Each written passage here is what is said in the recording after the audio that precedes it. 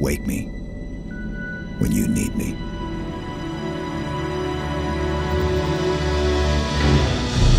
Halo has a magical feel to it that is unlike any other game. To what degree do we need to rework great work that's already been done? What do we keep?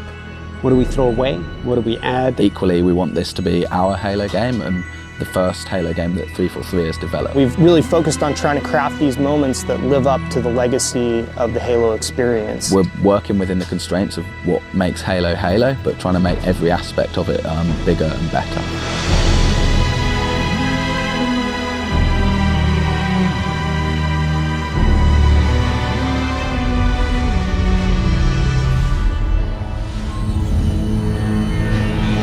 With Halo 4, we're really delving into Master Chief's humanity and exploring what makes him tick as a character. Most of the exploration that we've done of the Master Chief has been done through other media outside of the game. It's been done through comic books, through novels. We wanted to put it squarely in the video game this time. Fighting for something that is really important, where there's something very big at stake, those are themes we carry forward. One of the things that we wanted to do was really introduce a threat that is beyond anything that Master Chief has faced before. It also gives us an opportunity with that threat to add new gameplay. The backstory of the Spartans and of the Master Chief in particular promises all this hyper-athletic speed and mass and weight and power. You're supposed to be this guy in this super suit and you should feel like a superhero in it, and in order to do that we want the armor to look and feel functional. We've done everything from really looking at what should the HUD look like. It's kind of like a fighter jet HUD, and we think of it that way. As a player, you're really empowered and given a set of tools to employ in any way that you want. The fans will be really happy to hear that in Halo 4, the battle rifle's back.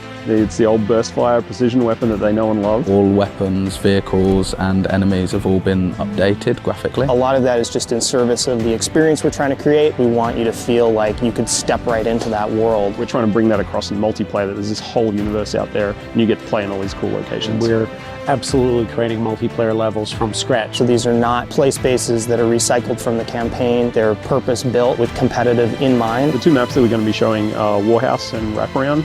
Wraparound is a looping arena type structure, lots of verticality, up and down combat. Warhouse is like an abandoned military base which has got a giant mech being constructed in the center of it. We've always had this sort of schism between multiplayer and campaign.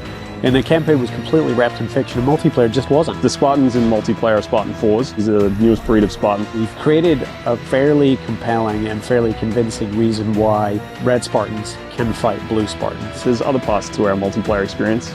They'll be coming in the future. With Halo 4, we've tried to create a more cinematic approach to the experience in everything that we do. We have a completely new audio team building all of the sound effects from scratch.